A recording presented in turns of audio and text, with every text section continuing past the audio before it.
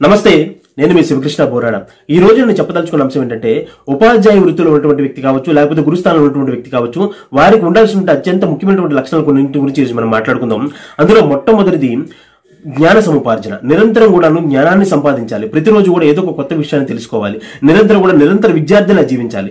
ప్రతిరోజు కూడా తను వృద్ధి చేసుకోవాలి. తను ఏ సబ్జెక్ట్ అయితే టీచ్ చేస్తున్నారో దాని పట్ల పరిపూర్ణమైన పట్టును సంపాదించాలి. ఇలాంటి లక్షణం మొట్టమొదటి కలిగి ఉండాలి.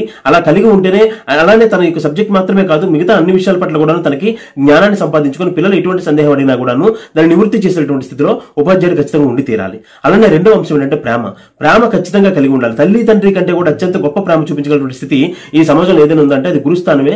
అటువంటి ఉపాధ్యాయ వృత్తిలో మనం ఉండేటప్పుడు పిల్లల పట్ల అత్యంత ప్రేమ కలిగి ఉండాలి.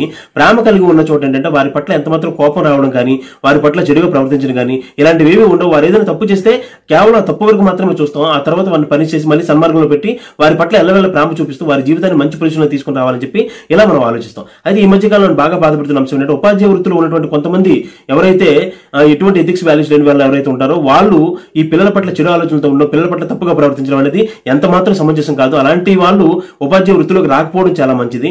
దయచేసి అలాంటి చెడు ఆలోచన ఉన్న వారు ఉపాధ్యాయ వృత్తిలోకి రావద్దు. కాబట్టి ఉపాధ్యాయుడు ఖచ్చితంగా ఉండాల్సింది ఏంటంటే, తల్లి చూపించే ప్రేమ, తండ్రి చూపించే ప్రేమ ఏదైతే ఉందో అంతకంటే మించి ప్రేమ గురువు చూపించగలరు. కాబట్టి అలాంటి గురుస్థానంలో మనం ఉండేటప్పుడు ఖచ్చితంగా పిల్లల పట్ల అత్యంత ప్రేమను, అంటే నిజమైనటువంటి ప్రేమను మనం కలిగి ఉండాలి తప్ప కానీ ఎటువంటి చెడు ఆలోచన మనం కలిగి ఉండకూడదు. అలానే మూడో అంశం ఏంటంటే ఓర్పు కలిగి ఉండాలి. ఓర్పు అనేది లేకపోతే ఉపాధ్యాయ వృత్తిలో రాణించడం ఎంతమాత్రం కూడా సులభం కాదు. ఎందుకంటే ఓర్పు ఖచ్చితంగా అవసరం.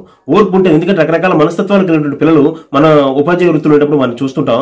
ఒకరికి ఎవరికైనా సరే సాధారణంగా ఒక విషయం ఒకసారి చెప్తే చాలా సులభంగా అర్థమైపోతుంది. కానీ కొంతమందికి ఎన్నిసార్లు చెప్పినా అర్థం కాకపోవచ్చు.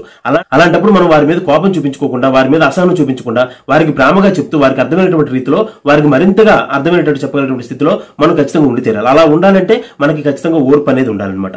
అలానే నాలుగో అంశం ఏంటంటే సమభావాన్ని కలిగి ఉండాలి. ఉపాధ్యాయ వృత్తిలోకి మనం వచ్చామంటే ఖచ్చితంగా మనకు సమభావం అనేది ఉండాలి. అలానే ఉపాధ్యాయ వృత్తిలో మనం రాణించాలంటే ఖచ్చితంగా మనకు ఉండాల్సిన మరో లక్షణం ఏంటంటే సమభావన ఎందుకు అవసరం అంటే, మన ముందు కూర్చున్నటువంటి విద్యార్థులు వివిధ రకాల కులాలకు చెందిన వారు, వివిధ రకాల మతాలకు చెందిన వారు, వివిధ రకాల ప్రాంతాలకు చెందిన వారు, రకరకాల మనస్తత్వాలకు చెందిన వారు. అలానే ఒకరు ఆర్థికంగా బలంగా ఉండవచ్చు, ఇంకొకరు ఆర్థికంగా బలంగా లేకపోవచ్చు.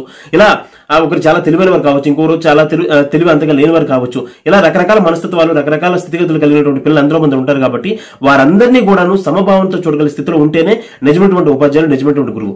వారి పట్ల ఎటువంటి వ్యత్యాసం చూపించకుండా, ఒకరు ఎక్కువ ఒకరు తక్కువైనటువంటి భావన ఎంత మాత్రం కూడా మనసులో కలగకుండా అందరి పట్ల కూడా సమభావంతో ఉంటూ అందరిని కూడా ఉన్నతంగా తీర్చిదిద్దాలని చెప్పి ఎవరైతే ఆలోచిస్తారో వారు మాత్రమే నిజమైనటువంటి గురువు. అలాంటి గురుస్థానంలో మనం ఉండి తీరాలన్నమాట.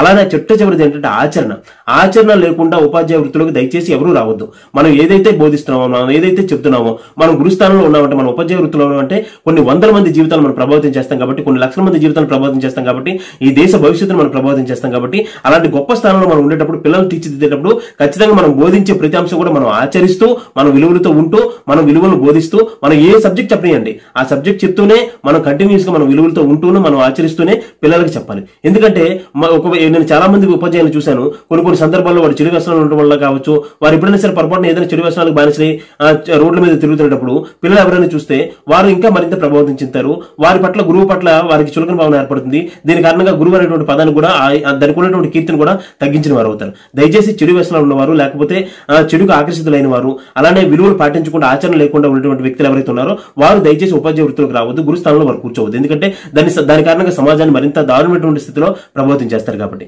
నేను చెప్పదలుచుకుంది ఏంటంటే, మొట్టమొదటి మనం ఆచరించాలి, రెండవది మనం నిరంతరం కూడా జ్ఞానాన్ని సంపాదించుకోవాలి, అలానే మూడవది ప్రేమను కలిగి ఉండాలి, అలానే ఓర్పు ఖచ్చితంగా ఉండి తీరాలి.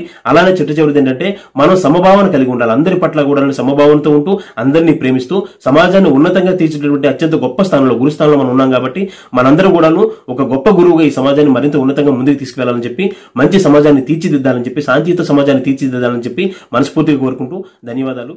జై హింద్.